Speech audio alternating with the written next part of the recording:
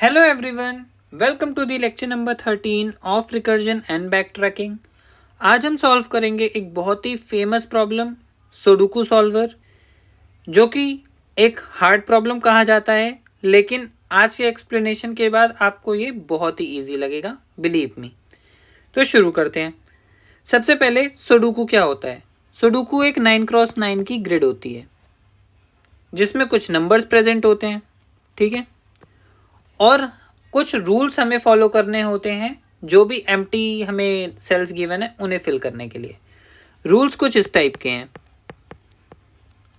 Every row, सभी रो में आपको अलाउड है सिर्फ 1 to 9 तक की डिजिट्स को फिल करना, और कोई भी रेपिटेशन अलाउड नहीं है। मैं रेपिटेशन को आर से बोलूंगा, repetition is not allowed. Similarly her column में भी यही करना है हमें। 1 to 9 तक की डिजिट्स प्रेजेंट होंगी, ऑर्डर कोई भी हो सकता है, और उसमें भी आपको रिपीटेशन अलाउड नहीं है।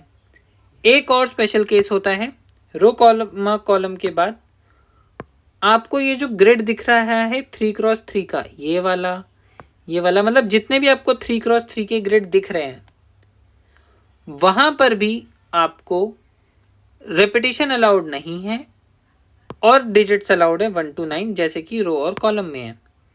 तो 3x3 के आपको जो डार्क बोल्ड में ग्रिड दिख रहे हैं, उस ग्रिड में भी आपको 1 to 9 तक की डिजिट्स प्लेस करनी है, और रेपिटेशन अलाउड नहीं है। राइट, यही आज का हमें सॉल्व करना है। अब हमारी अप्रोच क्या होगी, तो अभी मैं कहता हूं, अभी के लिए आप रिकर्जन, बैक ट्रैकिंग, क्वेश्चन कैसे सॉल्व करते हैं ये सब भूल जाओ।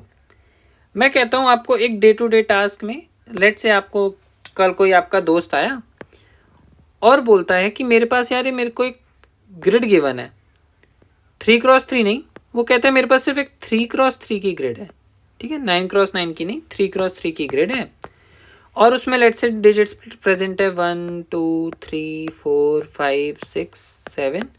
इस टाइप की आपके दोस्त ने बोला कि ग्रिड प्रेजेंट है, और रूल्स वही सुडोकू वाले, 1 to 9 तक डिजिट्स प्रेजेंट होनी चाहिए, और रेपिटेशन अलाउड नहीं है, ठीक है, रेपिटेशन इज नॉट अलाउड। तो आप इसे कैसे डील करोगे, तो आप बोलोगे ठीक है 1 to 9 तक की डिजिट्स प्रेजेंट है, 1 2 3 4 5 6 7 8 एंड 9। आप कहोगे ठीक है मैं पहले 1 पे जाता हूँ, 1 बोला, अरे ये तो ऑलरेडी प्रेजेंट है 1, नॉट वैलिड। 2 पर गए, 2 कहोगे ऑलरेडी प्रेजेंट है, नॉट वैलिड। 3 पर already present, not valid. 4 already present, not valid. Similarly 5 6 7 8, आप कहोगे ठीक है इस एम्प्टी सेल में मैं 8 डाल देता हूँ, ठीक है, 8 भी हो गया, और देखा एक सेल बाकी उसमें मैंने 9 फिल कर दिया। तो आप इस तरह से सॉल्व करोगे, राइट। तो मैं आपसे ये कहता हूं, जिस तरह आपने 3x3 की ग्रिड को सॉल्व करा, आप उसी तरह 9x9 को भी तो सॉल्व कर सकते हो। क्यों नहीं सॉल्व कर सकते आप? बस यही अप्रोच आपको लगानी है। आपको हर एम्प्टी सेल में 1 to 9 तक की डिजिट्स को अप्लाई करना है। अगर वो वैलिड है तो वेल एंड गुड, अगर वो वैलिड नहीं है तो हमने बैक ट्रैकिंग सीखा है, हम उसे हटा देंगे, जैसे हमने एन क्वींस में किया था, जैसे हमने रेटिना मेज में किया था। अगर कोई डायरेक्शन वैलिड नहीं होती तो हम क्या करते हैं, उसे बैक ट्रैक कर देते हैं और उसे सही पोजीशन पे प्लेस करते हैं। तो लेट्स राइट द एल्गोरिदम, कि एल्गोरिदम क्या होनी चाहिए, ठीक है। तो हम एल्गोरिदम ये फॉलो करेंगे। सबसे पहला हम फाइंड करेंगे एक एम्प्टी सेल,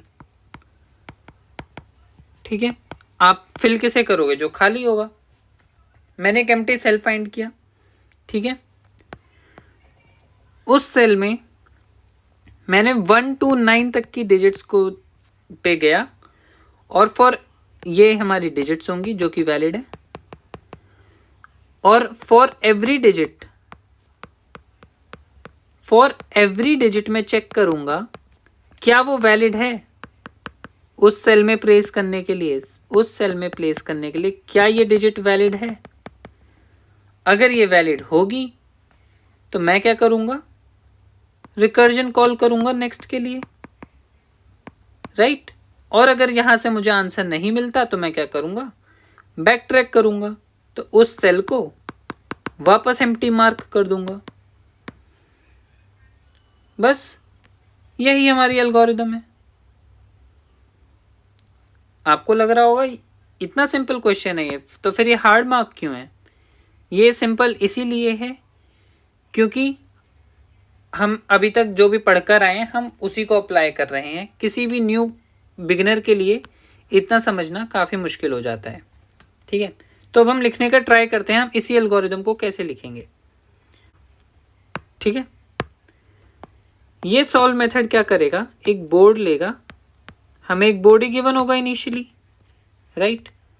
हमें सिर्फ एक बोर्ड ही तो गिवन है जिसमें कुछ नंबर हैं। तो क्या हुआ? अब हमें एक बोर्ड गिवन होगा, हम क्या करेंगे? एम्प्टी सेल फाइंड करेंगे। We will find empty cell, ठीक है? अब एम्प्टी सेल कैसे फाइंड करोगे आप बताओ? ये एक सबसे इजी चीज हो सकती है। हम क्या करेंगे? ट्रेवर्स करेंगे। हम अभी तक सीख के आए हैं फॉर लूप चलाना। i लेस देन 9, 9 क्रॉस 9 की ग्रिड है। तो मैंने क्या किया? j equals to 0, j less than i, j plus plus. If अगर मेरे बोर्ड का i, j डॉट है, लीड कोड में एम्प्टी सेल को डॉट से रिप्रेजेंट किया हुआ है, इसलिए मैंने इस इधर लिखा। आप अगर किसी दूसरे प्लेटफॉर्म पे सॉल्व करते हैं और एम्प्टी सेल को किसी और लेटर से मार्क करा हुआ है या कैरेक्टर से मार्क करा है तो आप उसे उससे मार्क करेंगे, ठीक है? अगर वो एम्प्टी है तब आप क्या करोगे? मैं ये हटा देता हूं अभी के लिए। अगर वो एम्प्टी है तब आप डिजिट्स ट्राई करोगे उसमें फिल करने के लिए। तब मैं क्या करूँगा? मैं हर डिजिट के लिए ट्राई करूँगा। मैं कहूँगा सिंस यहाँ कैरेक्टर है तो मैं क्या करूँगा? कैरेक्टर डिजिट इक्वल्स टू 1 से लेके मेरी digit less than equal to 9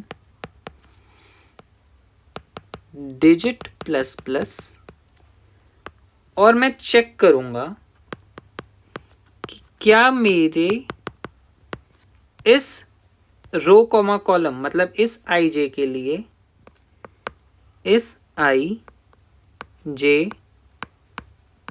board के लिए क्या ये डिजिट वैलिड है? अगर ये डिजिट मेरे पास ये मुझे वैलिड रिटर्न करता है तो मैं क्या करूँगा? मैं सिंपली इस बोर्ड के i, j पे ये डिजिट प्लेस कर दूंगा और चेक करूंगा क्या मेरे पास सॉल्व का बोर्ड ट्रू रिटर्न कर रहा है, तो मैं रिटर्न कर दूंगा यहां से ट्रू। अब आप कहोगे हम पहले तो ये नहीं करते थे, हम तो पहले सिर्फ रिकर्जन कॉल करते थे, रिटर्न नहीं करवा देते थे। तो इसमें क्या है? हमें सिर्फ एक वैलिड सॉल्यूशन रिटर्न करना है, हमें सारे वैलिड सॉल्यूशंस रिटर्न नहीं करने। अगर सारे करने होते तो हम क्या करते? सिर्फ सॉल्व कॉल करते नेक्स्ट के लिए, ठीक है? ये एक वेरिएशन थी इसमें। और हम क्या करेंगे? बैक ट्रैक कर देंगे i, j को वापस खाली, ठीक है? तो ये चीज थी।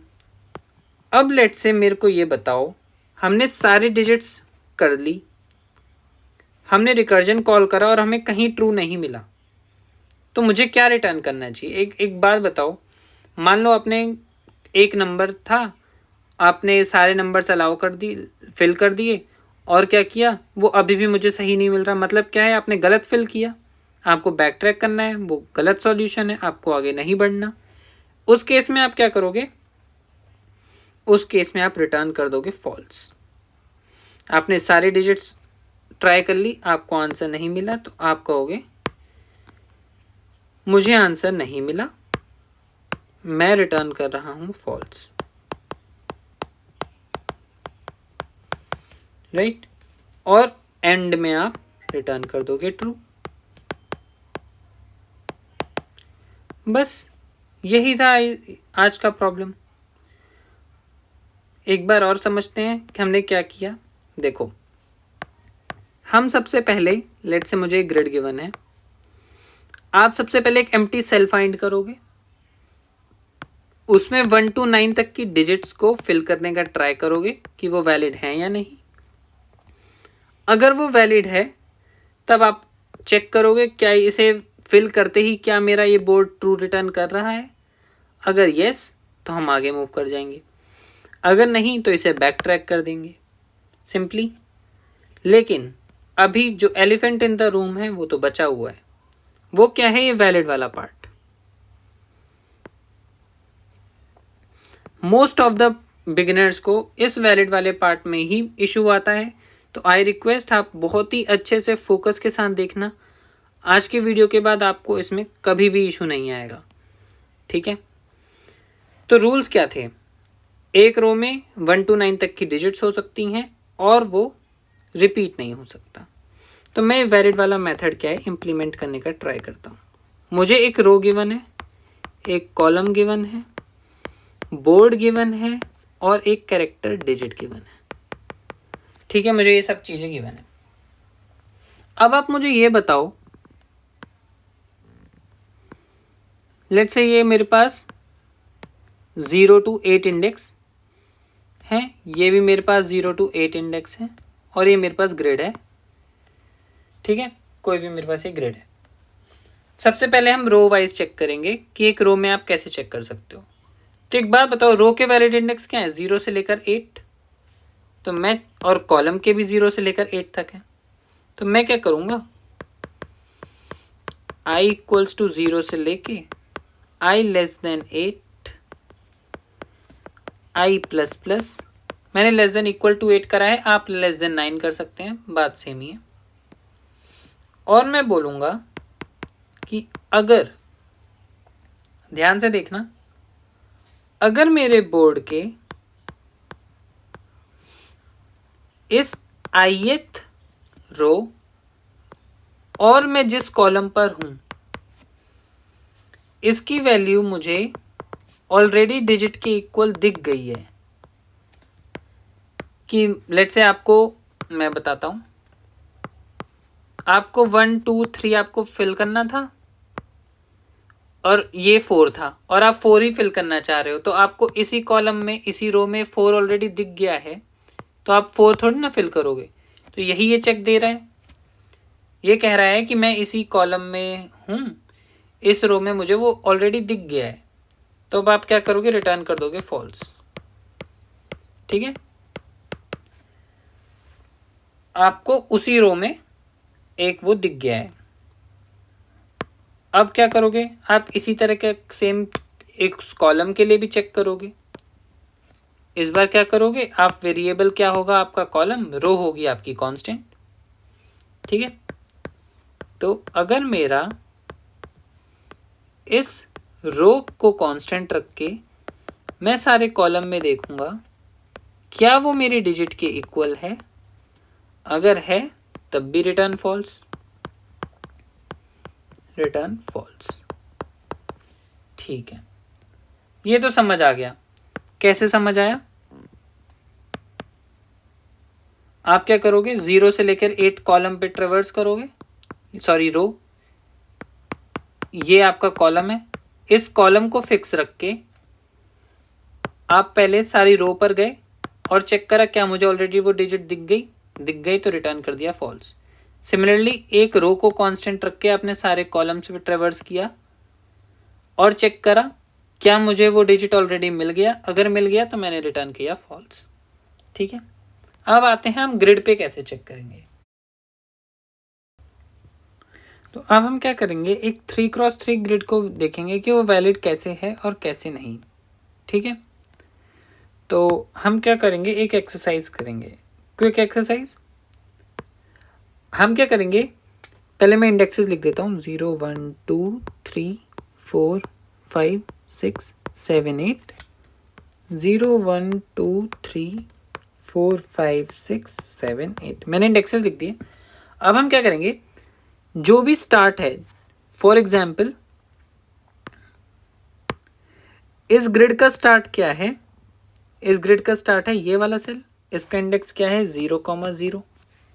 ठीक है, सेकंड ग्रिड का स्टार्ट क्या है, इसका इंडेक्सेस क्या है 0,3। सिमिलरली इसका क्या है 0,6। मैं सबके स्टार्ट के इंडेक्सेस लिखना चाह रहा हूँ। ठीक है, तो third row 0 column, third row third column, third row sixth column, इसी तरह sixth row 0 column, sixth row third column और सिक्स्थ रो सिक्स्थ कॉलम। यही है, आप देखोगे ये 6,6 है, 6 6, ये 3 6 है, मैंने ये सारे लिख दिए। अब मैं आपको नोटिस क्या करवाना चाहता हूँ, अब वो मैटर करता है। आप लोग ये देखो, जो भी रो की वैल्यू है क्या वो एक मल्टीपल ऑफ 3 है, मल्टीपल ऑफ 3 है, यस। क्या कॉलम भी मल्टीपल ऑफ 3 है, यस। तो हम इसी चीज को एक्सप्लॉइट करेंगे यूज करने के लिए। और मल्टीपल भी कैसा है, मल्टीपल भी या तो 0 है, या तो 3 है, या 6 है। मतलब मैं क्या मल्टीप्लाई करूं, मतलब अगर मैं 2 को 3 से मल्टीप्लाई करूंगा तब मैं इधर जाऊंगा, या मैं 1 को 3 से मल्टीप्लाई करूंगा तब इधर जाऊंगा, या मैं 0 को 3 से मल्टीप्लाई करूंगा तब जाऊंगा, है ना। जितने भी रो हैं या जितने भी कॉलम हैं वो इन्हीं से बने हैं, या तो 0 है या 3 है या 6 है। ठीक है, और ये बने कैसे हैं, या तो मैं 0 को 3 से मल्टीप्लाई कर दूं, या 1 को 3 से मल्टीप्लाई कर दूं, या 2 को 3 से मल्टीप्लाई कर दूं, है ना। तो अब मैं आपसे ये बोलता हूं कि मेरा असली टारगेट है किसी भी सेल के लिए ये स्टार्टिंग रो और स्टार्टिंग कॉलम के इंडेक्सेस निकालना। ठीक है, तो अब हम एक फॉर्मूला लिखेंगे। लेट से मुझे रो निकालनी है, इसका इंडेक्स अभी x है, x के लिए मुझे स्टार्टिंग की रो निकालनी है। ठीक है, मैं इसे स्टार्ट रो कहता हूँ। तो सबसे पहले मुझे पता है कि मुझे इसे कन्वर्ट करना है किस में, या तो 0 में, या 1 में, या 2 में, जो भी इसके लिए वैलिड हो, और उसे लास्ट में मैं 3 से मल्टीप्लाई कर दूंगा। तो मैं लिखूंगा x, और इसे मैंने क्या कर दिया 3 से मल्टीप्लाई। बट इस x को या तो 0 या 1 या 2 में कन्वर्ट करने के लिए मैं क्या कर सकता हूं, मैं क्या कहता हूं, मैं इसे 3 से डिवाइड कर देता हूं। कुछ x की वैल्यू अगर जो भी है, अगर मैं उसे 3 से डिवाइड कर दूंगा तो आपको पता है हमेशा जो क्वेश्चन आएगा वो हमेशा डिविडेंड से तो छोटा होगा। जब भी आप बचपन में डिवाइड करते थे, डिविडेंड होता था, ये डिवाइजर और ये क्वेश्चन, है ना। क्वेश्चन हमेशा डिविडेंड से छोटा ही होगा, और हमें छोटा ही चाहिए, तो 0 या 1 या 2 ही चाहिए, 3 से हमेशा छोटा चाहिए। तो मैं क्या करूँगा, उसे पहले 3 से डिवाइड कर दूंगा, तो मुझे 0 1 या 2 मिल जाएगा, और उसे फिर मैं 3 से मल्टीप्लाई करके वो वैलिड नंबर निकाल लूँगा, जो मैजिक नंबर मेरा उसकी रो का स्टार्टिंग होगा। देखते हैं कैसे। मैंने किया x डिवाइड बाई 3 इंटू 3। ठीक है, अब ये मुझे वो वैलिड चीज़ देगा।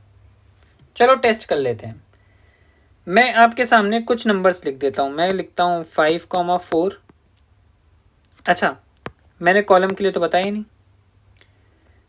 कॉलम के लिए भी गुड न्यूज़ ये है, आपको कोई भी नई चीज़ याद नहीं करनी या फिर नहीं समझनी। सेम चीज़ कॉलम के लिए भी वैलिड है। अगर आपका y एक कॉलम है तो उसे भी आपको 3 से डिवाइड करना है और 3 से मल्टीप्लाई कर देना है, ख़त्म।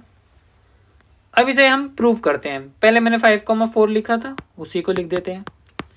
लेट से हम मुझे 6,3 पे लिए टेस्ट करना है, और लेट से 7,8 और 1,2। मैंने आपके सामने ये 4 सेल्स लिखे हैं। हम इन 4 सेल्स के लिए देखेंगे क्या वो स्टार्टिंग इंडेक्स मेरे लिए सही आया या नहीं। पहले कैलकुलेट करते हैं। 5/3 इंटू 3 क्या होगा? ये हो गया 1 इंटू 3 3, है ना। और 4/3 इंटू 3 क्या होगा? ये भी होगा 3। ठीक है, तो देखते हैं 5,4 कहाँ लैंड करेगा। ठीक है, हम एक बार पहले ही चेक कर लेते हैं।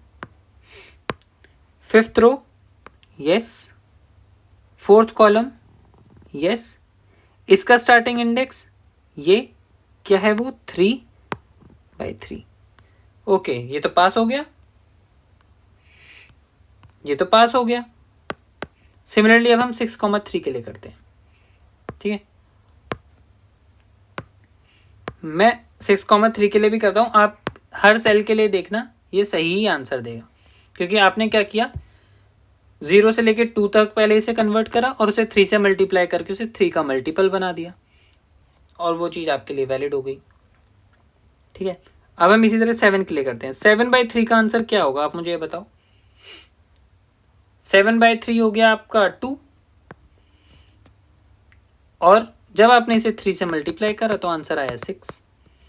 सिमिलरली 8 के साथ भी ऐसा ही हुआ। और आप जब सेल में देखोगे तब आप देखोगे 7 ये है आपका,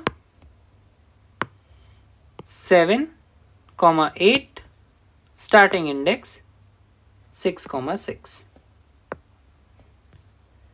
तो ठीक है, ये तो आप हमने अच्छे से समझ लिया कि हम स्टार्टिंग रो स्टार्टिंग कॉलम कैसे निकालेंगे।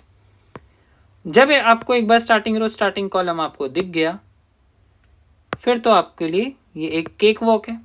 चेक करना कैसे।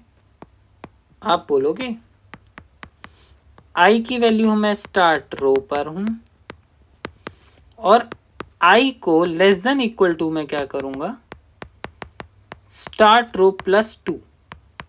क्यों? आपको जब 3x3 की ग्रिड के लिए चेक करना है, तो अगर ये स्टार्ट रो है तो आपको सिर्फ 2 ही रो आगे जाना है, 2 ही स्टेप्स, और कॉलम्स में भी सिर्फ 3 ही सेल्स चेक करने हैं। तो मतलब इंडेक्स अगर आप 0 से शुरू कर रहे हो तो 0 से लेके 1, 1 से लेके 2 तक ही आपको चेक करना है। इसी तरह कॉलम में भी आपको 0 से लेके 1, सॉरी रो के लिए भी 0 से लेके 1 और 2 तक ही चेक करना है। तो यही मैंने इधर लिखा, i++ जे की वैल्यू भी आप जाओगे start column, J less than equal to start column +2 j++। और अगर आपको ऐसा हुआ कि बोर्ड में i, आपको मिल गया किसके इक्वल, उसी डिजिट के इक्वल, तब आपको रिटर्न कर देना है फॉल्स, अदरवाइज आपको रिटर्न कर देना है ट्रू। ठीक है, तो ये हमने वैलिड का भी समझ लिया, कोड हम कैसे लिखेंगे। अब हम इसे लीड कोड पर कोड करेंगे हर स्टेप को समझते हुए, और उसे सबमिट कर देंगे, और आज का वीडियो वहीं ख़त्म कर देंगे। ठीक है, मैंने लीड कोड खोल लिया। So let's start coding. I hope आपको पूरा समझ आया होगा जो भी फ्लो है। तो हम इसे सॉल्व करना स्टार्ट।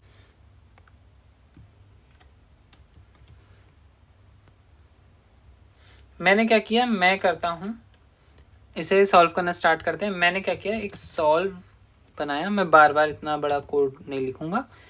इस फंक्शन का नाम सॉल्व सुडोकू, मैंने सिर्फ सॉल्व बनाया। सॉल्व को मैंने बोर्ड पे पास किया,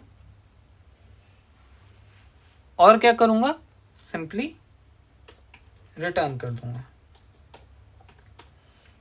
ठीक है, अब हमारा क्या काम है, सॉल्व मेथड को इंप्लीमेंट करना।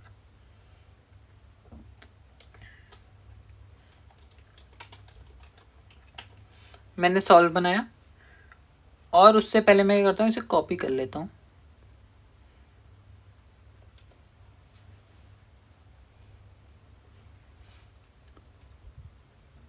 ओके,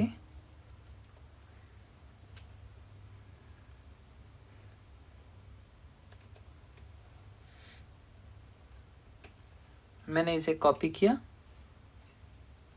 और पेस्ट कर दिया। ठीक है,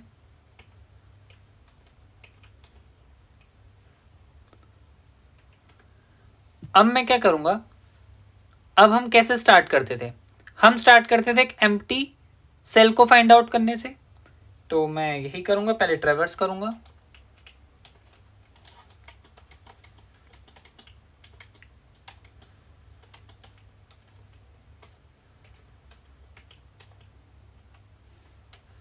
ठीक है, ये हमने रोज पे ट्रैवर्स किया। अब हर रो के कॉलम पे जे की वैल्यू 0 से लेके जे लेस देन 9। मैंने क्या किया, मैं जे पर भी आया और अब मैंने इधर चेक करा क्या मेरा बोर्ड, ठीक है, आई जे क्या मेरा किसके इक्वल है, डॉट के इक्वल है।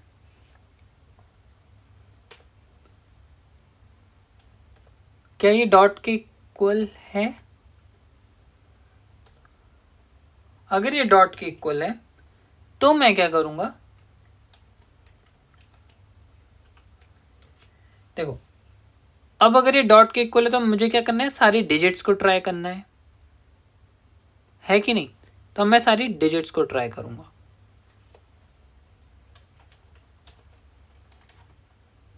कैरेक्टर ले लेते हैं,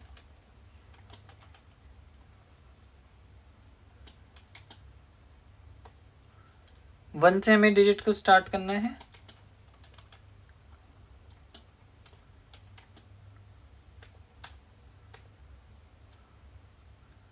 नाइन, ठीक है,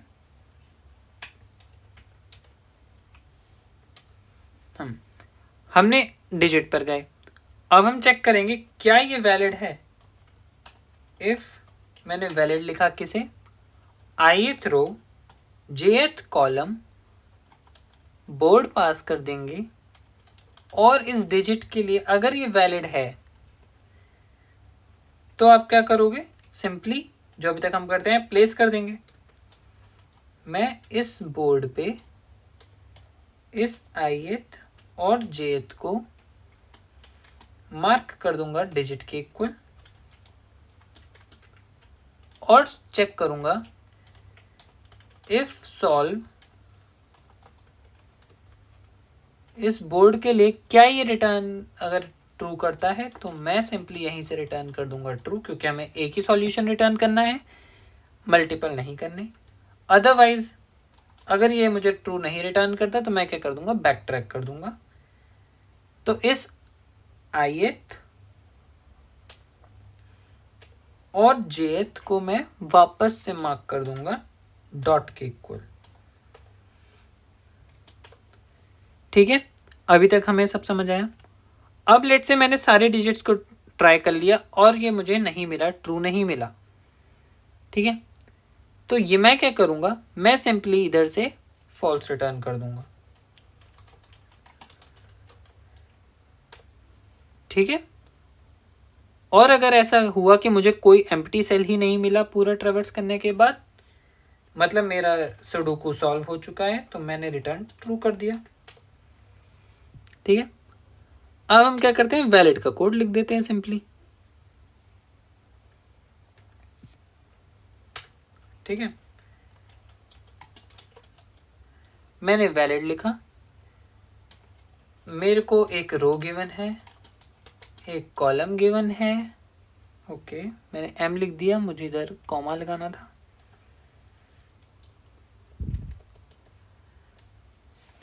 और अगर मैं इधर पेस्ट कर देता हूं बोर्ड, अच्छा यस, बोर्ड गिवन था और मुझे एक डिजिट बिट लगानी थी, तो एक कैर डिजिट। ठीक है, पैरामीटर्स पास कर दिए। अब मेरा काम है लिखना, पहले मैं रो और कॉलम के लिए कर लेता हूं। तो मैंने क्या किया, for int i equals to 0 से लेके i less than 9 i plus plus इसमें मैंने चेक करा कि इफ बोर्ड के ith मतलब कॉलम फिक्स करेंगे, रो हमारा क्या होगा, कांस्टेंट होगा। अगर ये मेरा डिजिट के इक्वल है तब मुझे रिटर्न कर देना है फॉल्स। और अगर ऐसा होता है कि मेरा बोर्ड का रो कांस्टेंट रखकर, रो को मैंने रखा कांस्टेंट और कॉलम को रखा वेरिएबल, और अगर ये इक्वल हो जाता है डिजिट के, तब मैं रिटर्न कर दूंगा फॉल्स। खत्म। अब आते हैं आगे। हमें स्टार्ट रो कैसे फाइंड आउट करना था ग्रिड के लिए? स्टार्ट रो था मेरा करंट रो डिवाइड बाय 3, ताकि वो मुझे 0 से लेके 2 तक की वैल्यू में मिले, है ना। और मैं उसे किससे मल्टीप्लाई कर दूंगा? 3 से। सिमिलरली कॉलम के लिए भी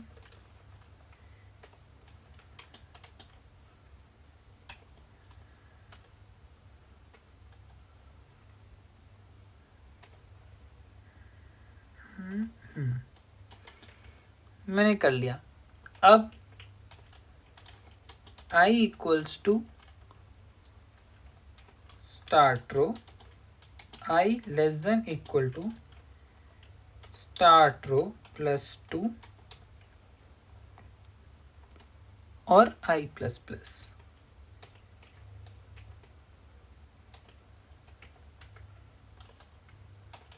int j equal to start column, j less than equal to start column plus 2 j plus plus. अब हम क्या करेंगे, बस हमें चेक कर लेना है कि इफ मेरे इस बोर्ड के ith और jth की वैल्यू कहीं डिजिट के इक्वल तो नहीं है। अगर ऐसा है तो रिटर्न फॉल्स। राइट, अभी तक हम ये करते आ रहे हैं। अब लास्ट में अगर ऐसा कुछ नहीं है तो रिटर्न ट्रू कर दो। आई होप हमने कहीं टाइपिंग में मिस्टेक नहीं करी होगी। एक बार इसे रन करके देख लेते हैं। ओके, हमने करी है। लाइन नंबर 7 और 6 में करी है।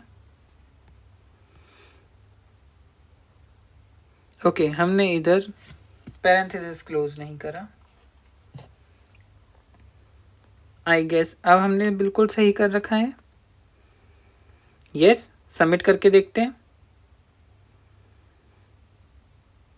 Okay, it is accepted. हमने एक बहुत ही लीड कोड का हार्ड मार्क्ड प्रॉब्लम सॉल्व किया, उसे समझा। अगर आपको कोई डाउट रह गया तो प्लीज़ कमेंट में बताना, मैं उसे ज़रूर रिजॉल्व करूँगा।